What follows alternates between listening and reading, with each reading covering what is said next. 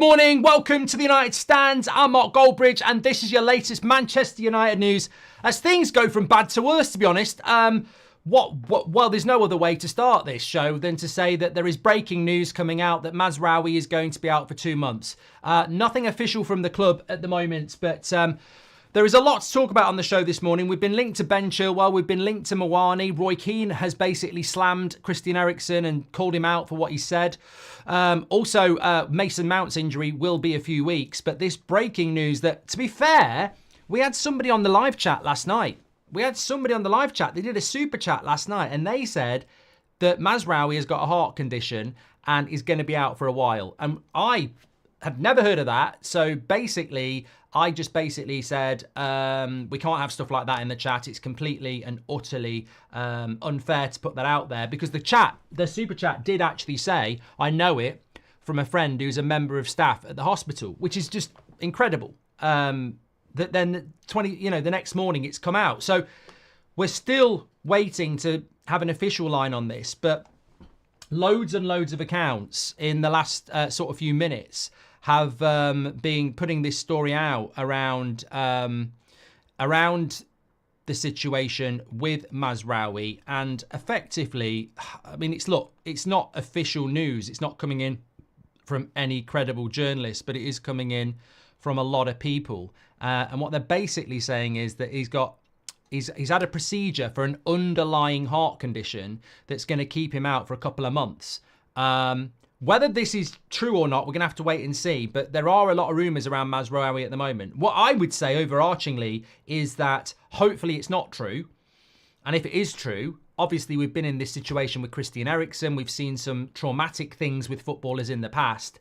And we hope that it's not true. But if it is true, obviously our thoughts are with Mazraoui, because this is a very serious condition. And as Moonslave says, how the hell has he passed the medical? Well, look, I think those are conversations for the future, of course. We'll have to see.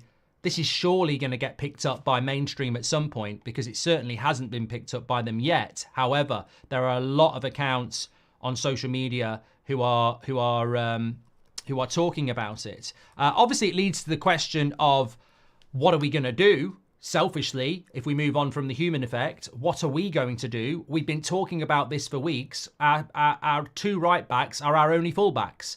One of them plays left back, one of them plays right back. You don't get rotated, you can't get injured, there's nobody on the bench, we have no full backs. So if Mazraoui's now out for 2 months, we only have Delo, and he's playing at left back. So we've got no backup full backs, and we've only got one full back. So it's not a good situation to be in for Manchester United. We can cover it off, but, wherever we are about managers and the future of this football club, what we can't deny is that yet again, despite rotation, despite, reserved minutes, despite taking our time on getting players back, we cannot shake this injury curse. And of course, it's not a curse, but something fundamentally is wrong at that football club, and it was never going to get solved overnight. I know Sir David Brailsford's had the strategic review, but this was never going to get solved overnight. And now we're in a position where we've got no Maguire, we've got no Yoro, we've got no Mazraoui, we've got no Shaw, we've got no Malacia. We've got 5 of our defenders out at the moment. And the same problem as last year was the defence. Now, goals conceded, we've only conceded 8, same as Man City and Chelsea, but we are going to start shipping goals. You can't be putting centre-backs at right back and right back at left back, and then, you've got no other. It just becomes very, very messy. So I think it is a concern. Yoro's not going to be back soon, Stuart. That was bullshit story yesterday, I'm afraid. So Yoro's running on a treadmill, and people think he's playing against Brentford. He won't be back until after the next international break, which is basically 2 months. So we've got to shake this injury issue. New manager, this manager, it doesn't matter. We've got to shake this injury problem. Look, imagine Ten Hag had been sacked on Monday and Ruud van Nistelrooy was the coach. I'd still be looking at this the same. Mazraoui's out for 2 months. Ahmad's got a knock. Garnacho's got a knock. Mainu's out for a few weeks. Maguire's out for a few weeks. Mount's out for a few weeks.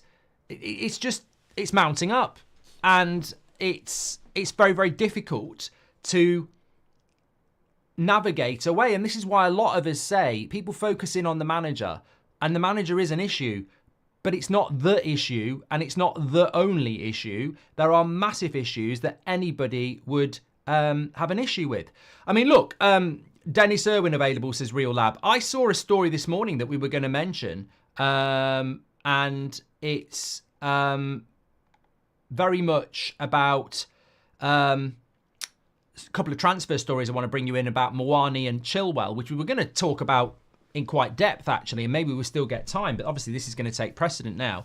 But we've been linked to Ben Chilwell again, and that begs the question of, I don't want Ben Chilwell at Manchester United, but I'd take Ben Foster at the moment at left back. I mean, we just need a left back, and Ben Chilwell is injury prone, and Ben Chilwell is problematic, but we need a bloody left back. I don't care whether it's Ben Chilwell or Preston North End's left back. We need a bloody left back. I can't believe that we've put ourselves in this position, and beggars can't be choosers. I don't want Ben Chilwell. You know, I want to have the conversations about Gutierrez or Kirkes or other left backs that we might be linked to. But right here, right now, get me a bloody left back. That's what we need, and we haven't got one. So, look, maybe we will go for Ben Chilwell. He's not playing for Chelsea at the moment, but we can't do anything about that until January. I can't believe in this best-in-class world that Man United are meant to be creating, whether it's through Ten Hag, whether it's through Ineos, whether it's through anybody else, I can't believe we walked into a situation that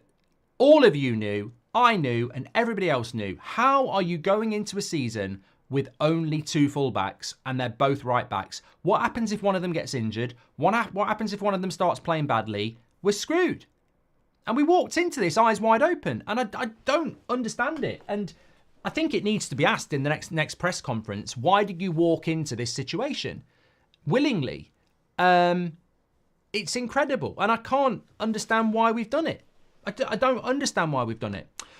Phil says, almost time to give Amas minutes. Well, look, the thing about Harry Amas, is that a lot of people really rate him, including myself. But in fairness to Ten Hag and Manchester United, I just think they feel he's not quite ready for the pressure of Man United. And who would blame them? It's not like it's a happy environment. It's not like when Beckham and Neville and Butt were playing games with Cantona and Schmeichel and winning titles. Oh, come on, lads, just come and try it. You're thrown in, eyes of the world. It can be a real pressure cooking environment. And I think that's why United haven't thrown him in yet. But ultimately, Rashford got thrown in because we had an injury crisis. Rashford's whole career is because Michael Keane's brother, Will, got injured. It wasn't Rashford meant to be starting that Europa League game. So in crisis, sometimes it can be a good opportunity. But so maybe Amas in the short term will get a chance. I don't know.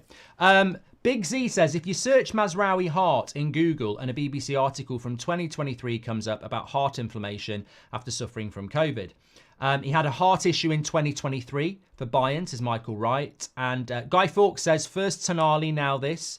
And Mazraoui hasn't played more than 30 games for the past 5 seasons, says D92.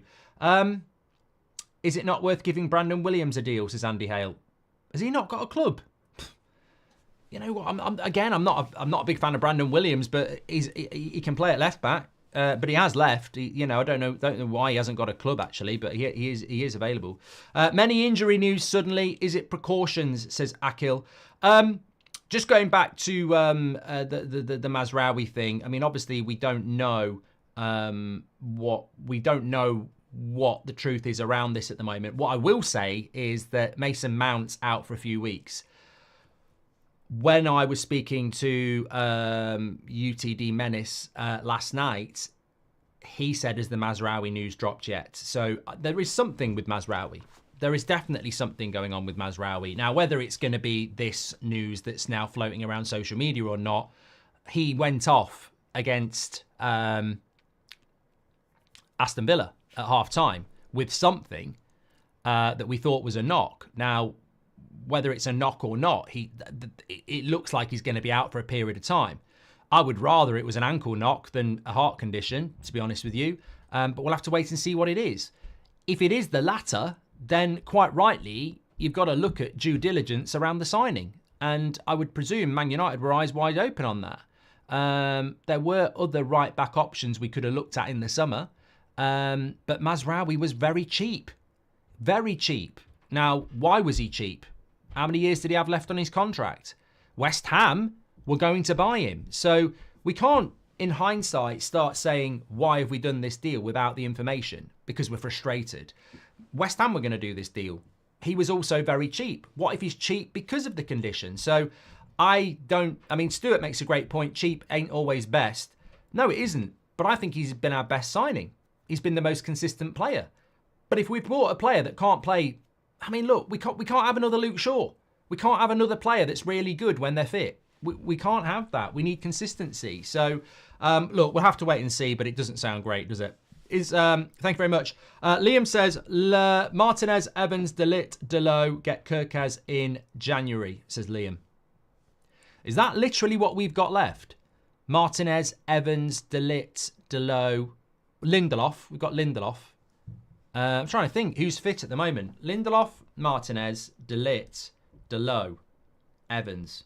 Yeah, we've got 5 defenders to cover 4 positions, and we're playing 3 games a week.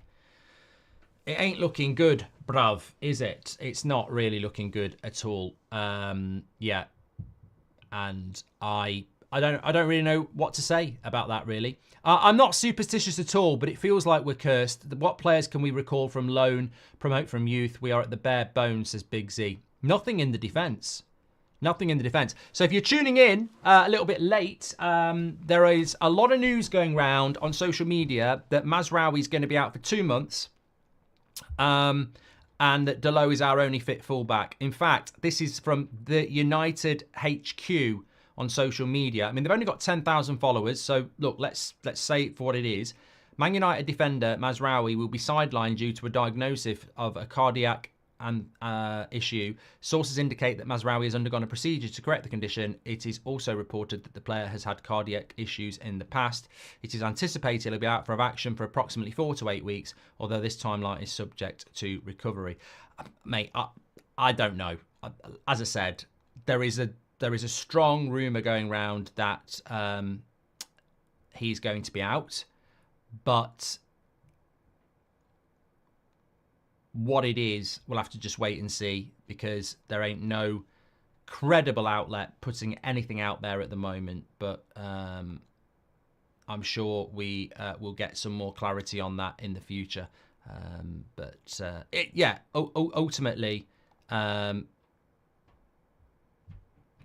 Ultimately, it's where we're at. Ten Hag era also posting it as well. Just if you're interested in the manager situation, Gareth Southgate has said, I won't be coaching in the next year for sure. I'm certain of that. I need to give myself time to make good decisions. When you come out of a really big role, you need to give your body time. You need to give your mind time. So anybody worried about Southgate in the immediate future? No, be more likely next summer. How long until Delot has an injury? He's played all the games, says Liam. And also, we've just had a Fabrizio Romano. Oh, no, that's Gareth Southgate stuff from Romano as well. There we go. Mark, I've done that one as well. Thank you very much. Okay, how are you doing, Mark? Why is Man United cursed? Also doing a watch-along tonight for the England game. No, Jacob. I've had a bad enough week as it is without watching England, and there's no Man United players playing anyway, is there? So fuck that. I'm not watching that, Jacob. 5 a.m. here in Florida. The sounds of the hurricane outside woke me up. Thank you for giving me something to pass the time. Currently no electricity, says Dariel. Yeah, so thoughts and prayers with everybody having to deal with this, natural disaster over in America at the moment. Hope you're all safe, of course. Hi, Mark, says Daniel C. In the eventuality that Ten Hag stays till the winter transfer period, do you think he will try to bring in some new players or loans? And if so, what kind of players? Well, I want to sort of go back to what the show was meant to be about this morning now. So I mentioned Ben Chilwell. We've also been linked to Moani for £60 million, who is currently at PSG, unless I need to be corrected. Obviously a striker. Whenever I think about Moani, I just think about that one-on-one where he could have won the World Cup for France and Martinez made the save for Argentina. But the goalkeeper, Martinez. Look, Man United will get linked to all sorts of players. And most of the time, as we know, it will be bollocks. But it does raise a question. And I want to do a poll on this. Actually, the only reason, look, I don't stand by the credibility of this story. I just found it interesting.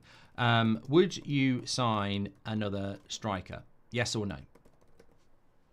For 60 million. That'll do. Add a bit of context. So whether it's Moani, whether it's Sesko, whether it's someone like that, I personally don't really think this is going to solve the problem. Buying another striker is like putting another engine in the car, but you've got no wheels, you got no brakes, you got no petrol. Like, that engine could be the best engine in the world, and that's great. Buy Erling Haaland if you want, but without the petrol and without the engine, without the wheels, we're not going anywhere. So, by all means, go and buy another striker. But for me, systematically, there is such a glaring issue at Manchester United, and to be honest with you, it's creativity. Like, we're so easy to play against. If I was a defender playing against Man United, as soon as Bruno gets the ball, I know he's going to go for a Hollywood pass. I know he's going to go for a hero ball. So I'm on my toes, which makes it if you're a defender and you know what's coming, trust me, it's easier to defend. Of course it is.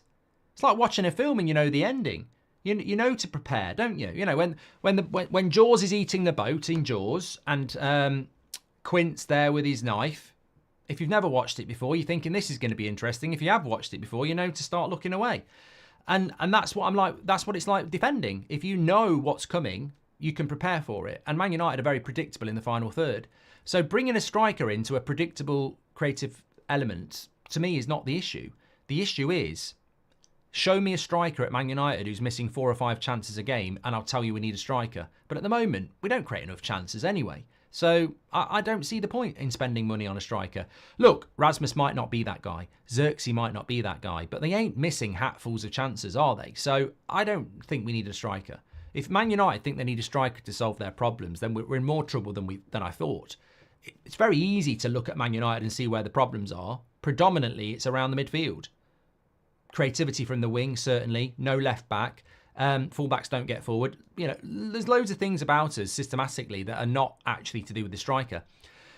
Secondly, there is one big positive around Manchester United, and that is that we actually don't big it up enough, but we actually have got a lot of young players that will get better if we give them the environment, whether that's Ahmad, whether that's Rasmus, whether that's Garnacho, whether that's Xerxes, whether that's Mainu.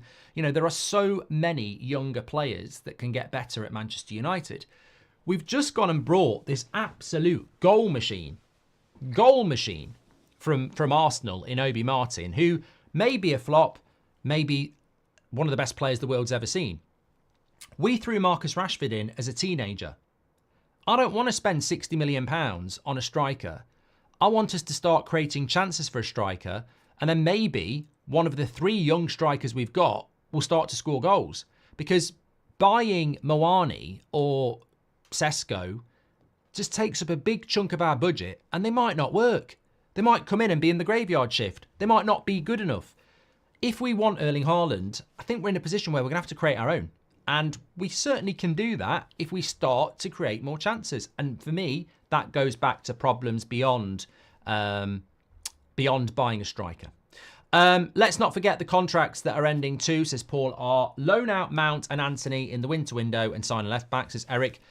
Who the hell? Eric, I would love to do a show on the director of football that takes Mason Mount off Man United, because that's a personality we need to study. Mason Mount is out for a few weeks. It would be more breaking news if I said to you Mason Mount might play a game of football. I mean, Mason Mount being injured, I mean, mentally, you've got to, mentally it's hard for us. I mean, people say, well, he earns a lot of money. Professional sports people who are focused absolutely hate being injured. I would not want to hazard a guess about how Mason Mount's feeling at the moment. He must be absolutely floored mentally. Big move to Man United, nearly 18 months ago, barely been fit. Fans are frustrated, club will be frustrated. When you're injured, it's a lonely place to be. And he's basically being written off. I mean, I can't protect it. I hope there's a way back, but you know, he is very good friends with Luke Shaw, but I don't. It's not like a cold. You can't catch being injury prone, can you? But yeah, I think with Mason Mount, it's fast approaching the point where he's a write-off, and that's tragic. Really, really tragic. I mean, we gave him the number 7 shirt, which don't even start me on that. But there's a good player there, but as I said, I was told a few weeks ago that he's got a pelvic problem. I think it was a pelvic problem. He's definitely got an underlying issue. No, hold on a minute. I was told he's definitely got an injury that is an injury that could, in the past, end a career. You can deal with it in the modern game, but this is why he's picking up a lot of problems. Now, it's the same as what we're hearing about Mazraoui at the moment. I wouldn't stake any reputation on it. Rumours fly around that aren't true. But what is true is that Mason Mount is ridiculously injury prone. Like, ridiculously injury prone. This is not bad luck, by the way. This is not bad luck. Last season, he had 4 injuries. This season, pre-season, injured straight away. Comes back, injured straight away. This is not bad luck. This is a problem. And again, I would ask what we did in the medical. Did all these problems just occur? Or were they there before? Because looks to me like if the problems were there, we've taken an unnecessary risk on a player that many people felt we didn't even need at the time. So 55 million down the drain. Loan out, so change the system, player 5 at the back with Anthony and Delo as wing-backs to get January the sign. Josh, what is it about Anthony at left-back? This, to me, is hilarious. You're not the only one, Josh. I'm not shouting you out, but I've seen so many people talking about Anthony at left-back. What is it that makes you think Anthony's a left-back? Like, what about his game has ever made you think he can tackle, he can mark, he can head, he's physical, he's good at playing out from the back? He's got a left foot. So's my postman. Should we put him at left-back? I mean, I don't understand the Anthony left-back thing. And then on top of that, there are clips of him last season throwing his toys out the pram like a spoilt little brat when he was asked to play at left-back for 10 minutes. So, yeah, I don't get the Anthony left-back thing. I think it's probably one of the weirdest positional moves suggestions I've ever seen. Daniel C says, hi, Mark. In the eventuality that Ten Hag stays till the transfer window... oh, no, we've read that from Daniel, haven't we? We've had a super chat from Alta who says, Mason Mount is truly a disgrace to the badge. I mean, oh, come on. 18 months and I still don't know what he does. Worse signing than Maguire, and Erik Ten Hag needs to take the blame. I mean, I think I get your frustration, but I think you've missed, in my opinion, I think you've missed on a few there. I don't think Mason Mount injures himself purposely. I mean, he's not getting up in the morning and going, I don't fancy playing at the weekend and, you know, jumping down the stairs. So how can he be a disgrace? Worse signing than Maguire, we'll have to wait and see. Erik Ten Hag needs to take the blame. It was a different time. I mean, if it was this summer, I'd say the whole board has to take the blame. I think you're right in a sense, but if Mason Mount had stayed fit, he might be a really good signing. The medical team has to kick in, really. I don't know. I don't know why he gets so injured, really. I mean, it is a Ten Hag signing, and it's not through the Ineos board. Would they have made the same signing as well? I don't know. It's a very, very, very unfortunate signing, and it's a very, very, very bad deal at the moment. You can't move away from it. You can't.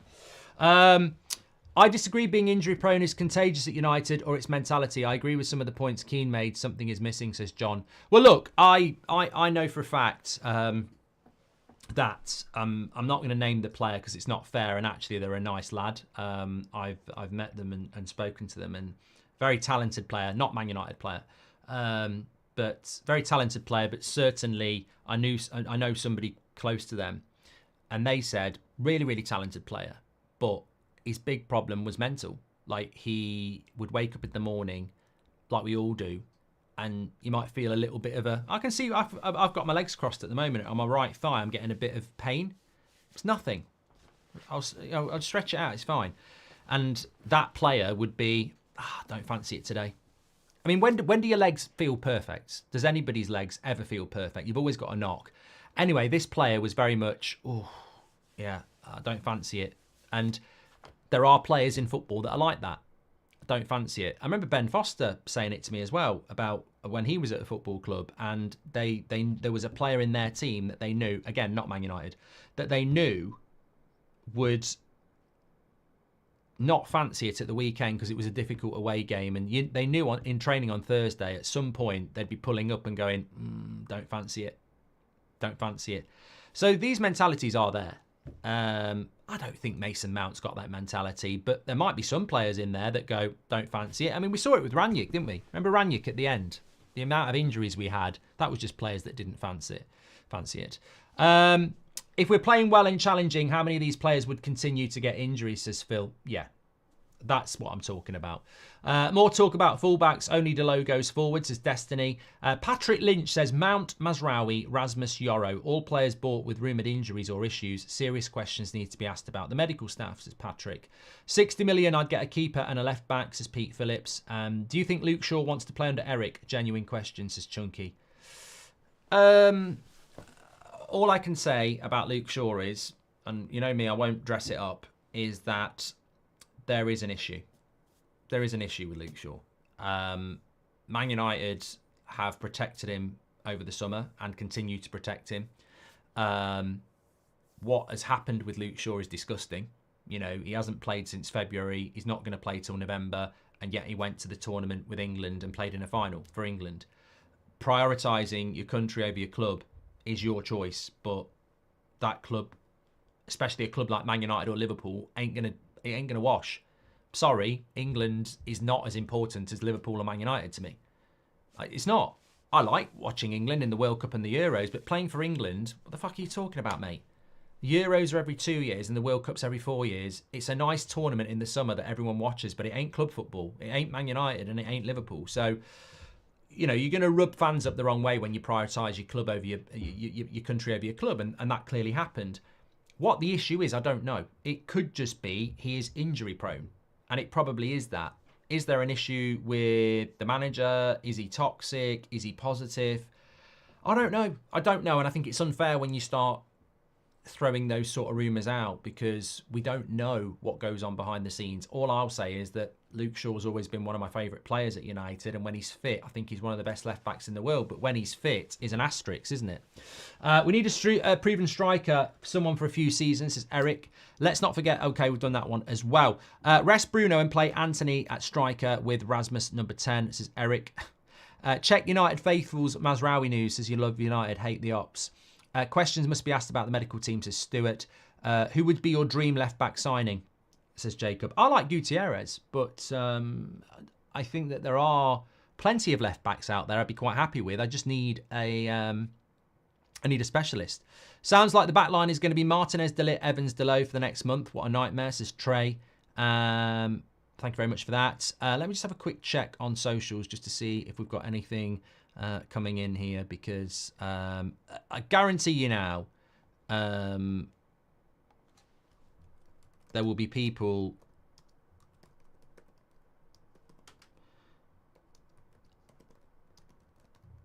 out there, genuine journalists and outlets trying to find out. So I'm sure something will get released soon because it has to be.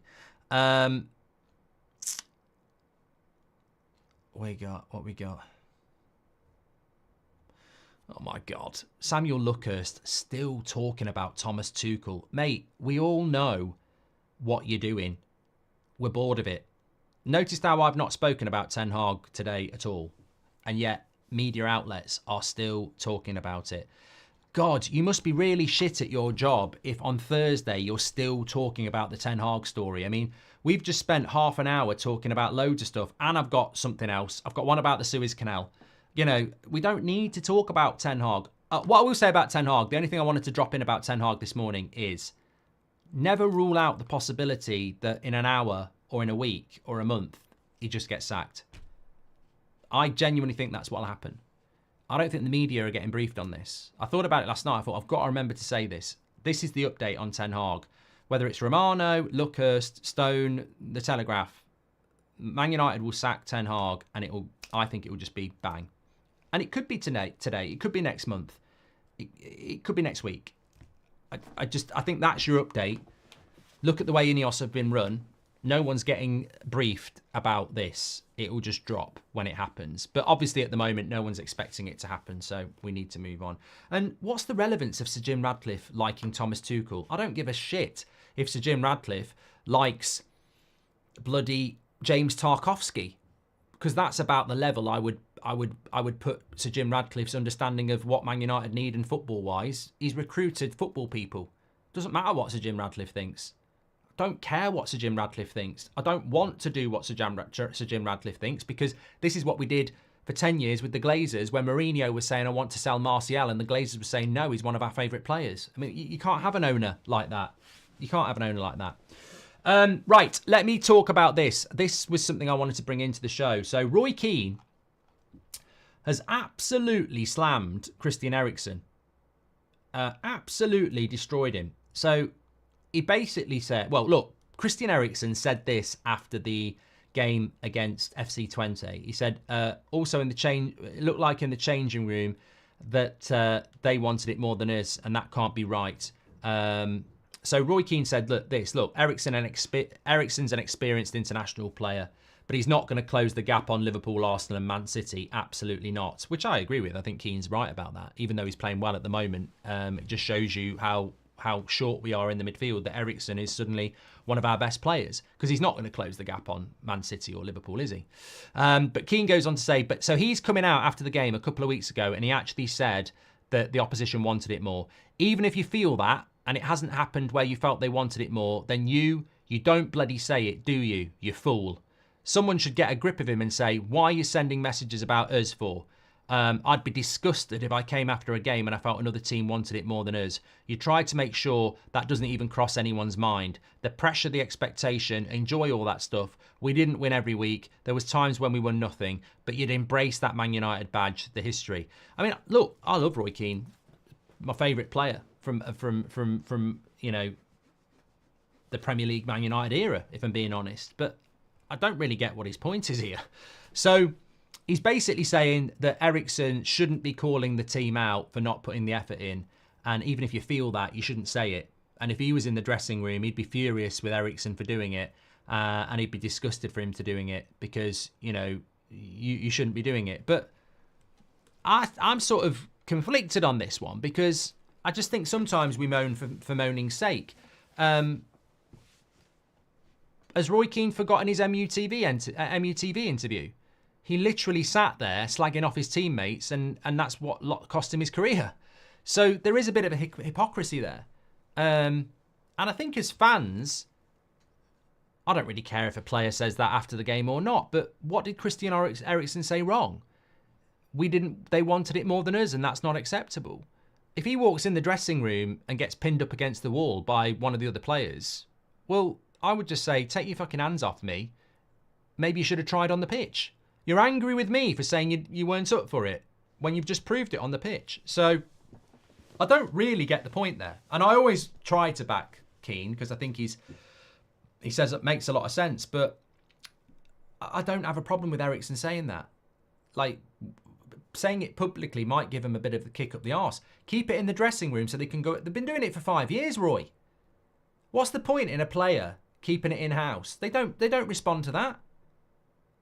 Publicly, at least it might shame them into doing something. I don't give a shit if they're angry with Eriksen. I think Eriksen's spot on. He's only saying what we think. So Christian Eriksen comes out after a game and says, you know, I've been in the dressing room and clearly the opposition wanted it more than us. He's basically saying there's people in that dressing room who aren't putting a shift in. Why not? Why not go and say that publicly? Why should you protect them? And then if you walk in the dressing room and they moan at you, I'll go, well, I'm just telling the truth. Prove me wrong. Prove me wrong on Sunday. I ain't got a problem with it at all. I really, really haven't. And, you know, Roy Keane saying you shouldn't be doing that, that's because Roy Keane would be furious. I get it. If Roy Keane is sat in the dressing room and Gary Neville has just said, I've been in the dressing room and it's very clear that the opposition wanted it more than us, he's going to get thrown in the showers and beat up. by Keane. He's going to say, don't you ever speak about me and my effort in a game like that again. I get where he's coming from. I get why Roy Keane would think it was an irritant. But we ain't got Roy Keane in the dressing room. We haven't got players that are giving everything. So I disagree. I think Erikson saying what he said has got every right to say it when he's frustrated and he's not getting a reaction from his teammates. Also, as older fans will remember that Roy Keane regularly came out. The funny thing is, I can't be bothered to go and find it, but when we used to get knocked out of the Champions League after 99, certainly in 2000, 2001, probably 2003, Roy Keane, every time we got knocked out, would stand there in front of a fucking microphone and say, we should have bought more players, we're just not good enough. So he always used to do it. Roy Keane used to do it. So he's being slightly hypocritical because he definitely used to do it. I remember he used to do it. And the MUTV interview that got binned and cost him his job, he sat there slagging off Man United players as not being good enough. So there is an element of hypocrisy there. But I don't know what his point is, but I think his point is that, you know, he doesn't like the fact that Erikson's done that. But it might be more the fact that, reading between the lines, I think he's pissed off because he doesn't think Erikson's very good, so why is he slagging everybody else off? That's the only angle I can figure out, because ultimately I don't think there's any issue with it at all. Jay says, when's career mode? Back tomorrow, mate, but I have got my TUSFC career mode episode coming out today on the channel. Ryan Govan, welcome to the Members Club. You're a legend. Stuart's talking about Mazraoui, which we've spoken about at the start of the show. Thank you very much. Somebody has put a curse on Man United, says out, and we should retire Mount and claim up. I tell you what, just to go back to that one, by the way, the funny thing is, if we had 29-year-old Roy Keane playing against FC20 and he was interviewed, he'd say exactly the same thing. When I read that today, I was like, the funny thing is, he's taking a pop at Erikson for doing that. He would do exactly the same thing. He would do exactly the same thing.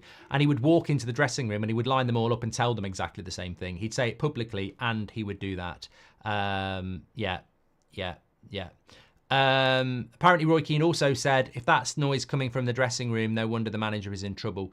But there's nothing new. Kickstart, thank you very much. I mean, there's nothing unique to that, mate. I mean, look, there isn't, is there? The dressing room, the manager, they're in trouble. Yeah, you're right. But we've seen the movie before. Ollie, Mourinho, Van Gaal. We unfortunately, it keeps happening all the time. And how we're going to change it, I just don't know. I mean, I think one of the funny things about the current team is that obviously Maguire's gone and got himself injured now, which is unfortunate. But you've got Christian Eriksen, who was not part of the plans in the summer. You've got Johnny Evans, who was going to be fifth choice centre-back in the summer. You've got Harry Maguire, who we probably tried to sell again in the summer. And yet, in the last game, those three players are suddenly massively important. That's not coincidence. That is senior players who are experienced enough to understand their responsibilities and go out there and, you know, consistently put in the effort. They are not part of our future. They're not good enough to be part of our future, but they're better than what we've got at the moment, because what we've got at the moment doesn't seem to be able to motivate itself to put in consistent performances. I think this is why Bruno Fernandez gets picked all the time, by the way. We've had a little, it's the international break, and we've had a little, and I've got a video coming up on Bruno later, 2 o'clock. I've been promising it, get ready. But I think in relation to Bruno Fernandez, the reason he keeps getting picked, the clue is in Johnny Evans and Christian Eriksen. We know Bruno Fernandez' attitude, appetite and dedication to football is elite. Unfortunately, his footballing ability at the moment is not. But the reason he keeps getting picked is the same reason we're seeing Johnny Evans in the team and Christian Eriksen in the team, is because as the manager, you know those players have the right mentality and will keep giving everything, even though they might not be as good as other players who aren't. And that's why Bruno keeps getting picked. And I don't agree with that. You don't agree with that. But that's why he's getting picked. And that's why if Ruud was in charge, you'd pick Bruno. If I was in charge, I know I'd end up picking Bruno, because I'd see it in training. And I'd be just praying that he's going to start playing well, because his attitude, dedication is what you want from other players. But he just can't perform at the moment. Patrick Lynch says, Rashford, Bruno and Casemiro were key in Erik ten Hag's first season, but they've struggled over the last 18 months. Could this be linked to attempts to change our playing style, says Patrick? I think fundamentally, Manchester United's future success is dependent on a shift in how we play in the final third. We cannot continue to be so predictable. We are ridiculously predictable. I saw against Villa, Harry Maguire was hitting diagonals to Marcus Rashford. I mean, we've been doing this for about 7 years. It's not hard to defend against when you know we're going to do it. A long diagonal can surprise people, especially with Rashford's pace, but it ain't going to surprise people anymore. We've got to mix it up. We've got to become more intelligent and adaptable and fluid in our creative plan. But we're not. It's Hollywood ball 90% of the time, and that's very predictable, unfortunately. Let me just have a quick look if we've got any other news coming in here, because the Mazraoui stuff is probably interesting. Let's have a look. Mazraoui rumours apparently are untrue now.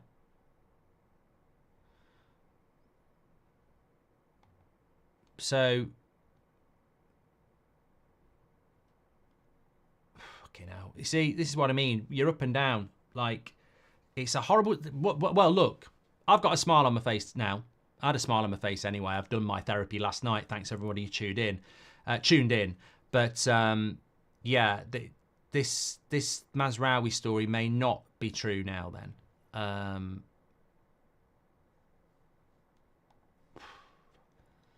It's such a dangerous world, isn't it? It's such a dangerous world at the moment. Here we go. I've been sent it. Let me have a look. So, here we go. But again, this is just coming in from a bigger Man United aggregator. Reports that Mazraoui will be sidelined due to a diagnosis is very much blown out of proportion. I can exclusively confirm that Mazraoui will be available to play against Brentford after the international break. See, I don't believe that either. And that's no disrespect, but it is a bigger account. But unfortunately, we're not in a world where we can just believe, as Croaking Liz has said, according to who? We can speculate, but I think there's something. I think there's something. We'll just have to wait and see what it is. I don't agree. I'm not slating them because it's hard and they put a lot of work in. But aggregators on social media telling us that he's out for 2 months and then he will be playing against Brentford. You can make your own mind up. I don't believe either. I don't believe it until we get it confirmed. We can discuss. It's there, and it would be a massive blow, but there's something. There is something with Mazraoui. There is. As I said, I've been told it from a couple of people that have been very good around injuries. UTD Menace is very good around injuries. He hasn't actually said anything official. Just said, "Have you seen the Mazraoui news?" But we'll have to wait and see. There'll be something official coming through from the club or from credible journalists or credible outlets. But I'm certainly not going to go from he's out from 2 months to he'll be playing against Brentford, because we're ending back up in a place we've been in for the last few days, and I don't think mentally any of us want to be in that. But look, as I said at the start of the show, I really hope it's not true. I really hope he's going to be playing against Brentford. It feels like there is some underlying issue. He certainly went off at half-time against Aston Villa. I didn't see any knock or limping before that. So why are you taking off one of your better players at half-time against Aston Villa? So I think follow the evidence is what I would say. Something is amiss. Maybe it's just a week. Maybe it's just 2 weeks. Maybe he will play against Brentford. My brother who lost his leg in the war would play left-back better than Anthony, says Oliver. Thank you very much. Okay. Thank you everybody for watching. I don't think we've got anything else that we need to massively discuss. Yeah, and I just want to say thank you everybody last night. It was a bit of a therapy session, and I woke up today and I felt a lot better for it. So really, really happy about that. And I am looking forward to not talking about Erik ten Hag, because it's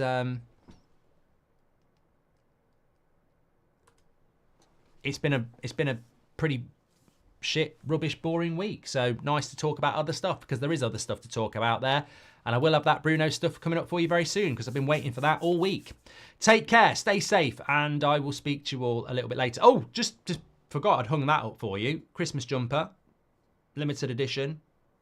If you want to get one, we do ship them worldwide. Links in the description. Speak to you all in a bit.